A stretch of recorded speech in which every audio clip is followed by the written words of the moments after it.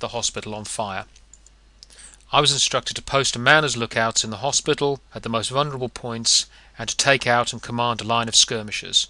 Shortly after 3:30, an officer commanding a troop of Natal light horse arrived, having gotten away from East Sandalwana, and asked Lieutenant Chard for instructions. He was ordered to send detachments to observe the drift and pontoons and to place outposts in the direction of the enemy to check his advance. About 4:15, the sound of firing was heard on the hill behind our front. The officer returned and reported the enemy close upon us. He also reported that his 100 men would not obey orders and had ridden off. About the same time, another detachment of 100 men belonging to the Natal native contingent bolted, including their officer himself. I'm glad to say he was brought back some days later, court-martialed and dismissed from the service. The desertion of these detachments of 200 men appeared at first sight to be a great loss, with only 100 of us left. But the feeling was that we could not have trusted them, and also that our defences were too small to accommodate them anyhow. We knew now that whatever might happen, we had to fight it out alone, and about 4:30 the enemy, from 500 to 600 strong, came in sight round the hill to our south, and driving my thin red line of skirmishers, made a rush at our south wall. They were met and held by a steady and deliberate fire for a short time. Then, being reinforced by some hundreds, they made desperate and repeated attempts to break through our temporary defences, but were repulsed time and again.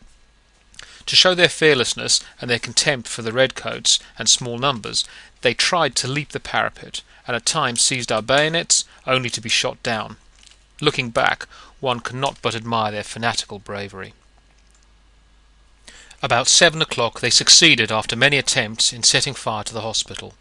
The small number we were able to spare defended it room by room, bringing out all the sick who could be moved before they retired. Privates Hook, R. Jones, W. Jones, and J. Williams were the last to leave, holding the door with the bayonet when all their ammunition was expended. The Victoria Cross was awarded to these men, and they fully deserved it.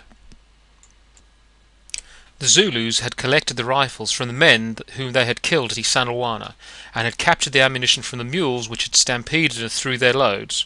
So our own arms were being used against us. In fact, this was the cause of every one of our casualties, killed and wounded, and we should have suffered many more if the enemy had known how to use a rifle. There was hardly a man even wounded by an assegai, their principal weapon. The attack lasted from 4:30 p.m. on the 22nd to 4 a.m. on the 23rd, 12 exciting hours, and when daybreak occurred the enemy was out of sight. About 7 o'clock they appeared again to the southwest, but help was at hand. Lord Chelmsford, with the other half of his original force, was only an hour's march away. On the previous afternoon he had learned of the destruction of his camp at East Sandalwana. A certain Commandant Lonsdale had chanced to ride back to the camp and had been fired at by Zulus wearing our men's uniform. He escaped by a miracle and was able to report the news to Lord Chelmsford. Lord Chelmsford at once addressed his men and said, "Whilst we were skirmishing ahead, the Zulus have taken our camp. There must be 10,000 in our rear and 20,000 in front. We must win back our camp tonight and cut our way back to Rorkes Drift tomorrow."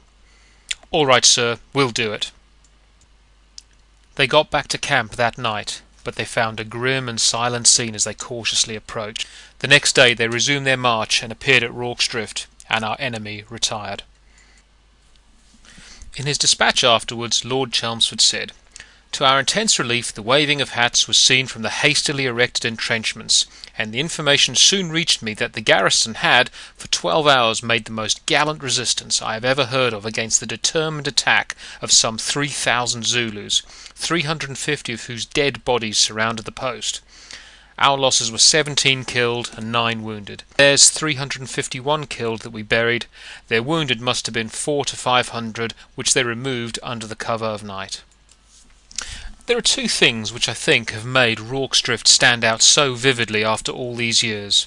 The first, that it took place on the same day as the terrible massacre at East Sandalwana, and the second, that Natal was saved from being overrun by a savage and victorious foe. 7 VCs were awarded to this one company of the regiment which is now the South Wales Borderers. I have told you the names of 4 of the men who won the VC. The other 3 were Lieutenant Bromhead, Corporal Allen and Private F. Hitch. The Victoria Cross was also awarded to Lieutenant Chard, Royal Engineers, Surgeon Reynolds, and Corporal Sheese, but not one, I regret to say, of those VCs is alive today. In fact, there are only 6 survivors of Rorkes Drift alive today. Ex-privates W. Cooper, G. Edwards, H. Martin, W. Owens, H. Williams, and myself. Lieutenants Chard and Bromhead and the men received the thanks of Parliament, the officers being promoted to the rank of Major.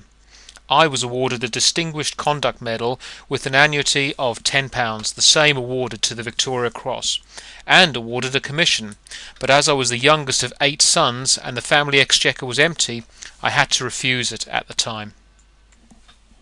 Now, just one word for the men who fought that night. I was moving amongst them all the time, and not for one moment did they flinch. Their courage and their bravery cannot be expressed in words. For me, they were an example of my soldiering days.